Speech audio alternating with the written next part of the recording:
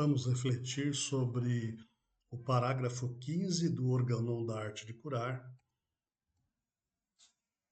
Estamos usando aqui a sexta edição do Organon da Arte de Curar de Samuel Hahnemann, editada pelo Grupo de Estudos Homeopáticos de São Paulo, Benoît Mir, uma bela tradição direto do alemão, comparando com as tradições inglesas, e já está aí várias vezes revisado e serve de guia para as nossas reflexões. Meu nome é Walter Sui Canoas, eu sou médico homeopata, sou cofundador do Instituto Verde de Homeopatia e Desenvolvimento Humano e estamos hoje olhando aqui o parágrafo 15, onde ele vai retomar com mais profundidade, né, essas reflexões sobre a força vital e seu dinamismo. Então diz assim: a afecção do dinamismo, força vital de natureza espiritual, que anima nosso corpo no interior invisível, morbidamente perturbado, bem como todos os sintomas exteriormente observáveis por ele produzidos no organismo e que representam o mal existente, constituem um todo, um e o mesmo. O organismo é, na verdade, o instrumento material da vida, não sendo, porém, concebível sem a animação que lhe é dada pelo dinamismo instintivamente perceptor e regulador, tanto quanto a força vital não é concebível sem o organismo, consequentemente, os dois juntos constituindo uma unidade, embora em pensamento nossas mentes separem essa unidade em dois conceitos distintos para mais fácil compreensão. Então, a gente vem conversando nos parágrafos anteriores sobre essa relação entre a manutenção da vida e a força vital, que na verdade aqui ele está dando uma chave, eles não são separados, a existência do organismo material não está separada da existência dinâmica, energética, a força vital, que seria a alma animal, não é separável do organismo, apenas a nível de raciocínio. Então, nos parágrafos anteriores, para quem quiser retomar, ele vai construindo essa ideia que aqui ele coloca brilhantemente organizada como um todo. Então, aqui ele fala várias coisas para a gente parar e refletir. Primeiro, a afecção é dinâmica, ou seja, a perturbação mórbida que o organismo está sentindo quando doente, ela é dinâmica, ou seja, se deve à ação da força vital. Essa natureza espiritual, essa alma animal, é isso que anima o corpo, está no nosso interior e é invisível aos sentidos, porque ela é fruto dessa ação da vitalidade desse corpo material que nós somos no processo de vida. Então, ela não pode ser atingida por aparelhos, mas ela pode ser percebida e sentida, constituindo um corpo desse nosso organismo total. Então, uma ideia muito importante é que os sintomas que são exteriorizados, observáveis por esse corpo sensível, formam uma imagem da doença que está existindo ali naquele organismo, perturbado morbidamente na sua atividade vital, e isso constitui um todo. Isso constitui o todo um e o mesmo, como ele coloca. Então, o organismo é um instrumento material da vida, mas ele não é concebível sem a animação desse princípio vital.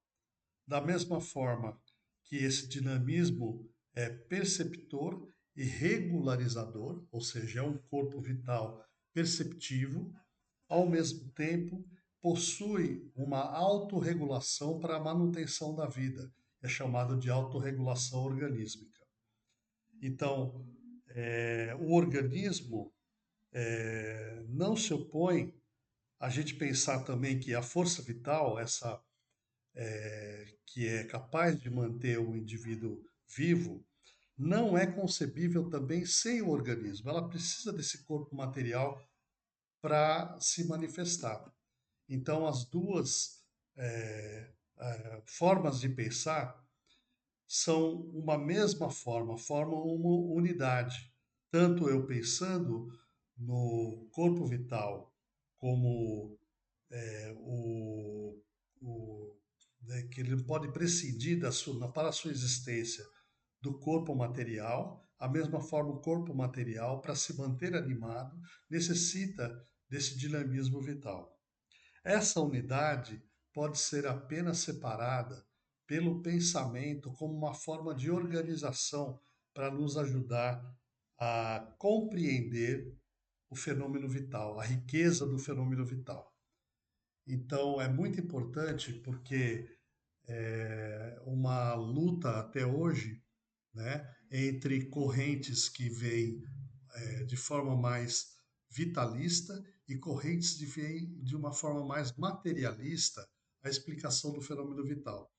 E a ciência vai chegando cada vez mais atualmente com o desenvolvimento da física na, em conceitos de matéria muito mais ligados à energia e muito mais ligados à imaterialidade do que a gente pode pensar aqui na época do Hahnemann. Então, o Hahnemann teve essa visão profunda, ele conseguiu unir sabedorias que antes estavam restringidas ao hermetismo do conhecimento, por exemplo, na alquimia, ou na cabala, ou em outras formas de tradição, né, para a ciência, que é essa observação pura da natureza e a tentativa de compreender de forma racional, e aquilo que ainda não está na nossa possibilidade de compreensão racional pode ser também compreendida com o nosso intelecto total, de uma forma mais instintiva, né? Olhando o fenômeno na sua amplitude.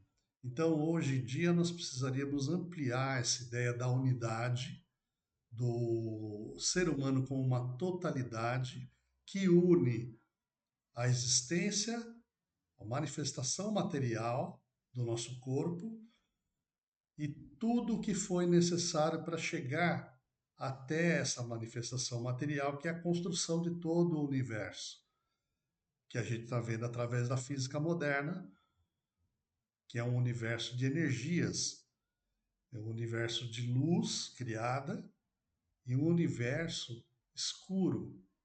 Então é difícil para a gente compreender essa ligação entre o que a ciência de ponta está trazendo, né, com a nossa existência, porque isso está em linguagem, por exemplo, o campo imaterial aqui é descrito como espiritual. Isso cria uma confusão hoje, como se fosse um dogma e uma separação entre religiosidade e ciência.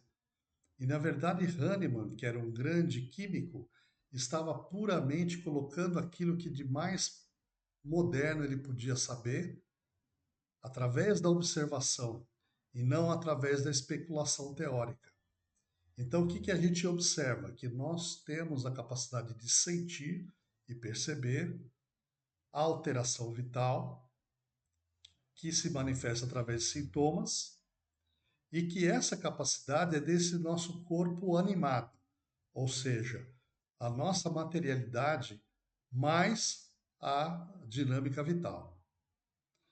Então, é muito bonito a gente ver e tentar trazer isso para a nossa época, porque necessita uma multidisciplinaridade para a gente estar entendendo, e ao mesmo tempo temos que fazer um pensamento transdisciplinar, de tal forma que a gente possa, então, hoje, avançar nos conceitos da vida, aproximando elas, esses conceitos, do que hoje é colocado na ciência de ponta, na ciência quântica, né, que é uma parte da física que está estudando a intimidade da matéria e também a sua origem.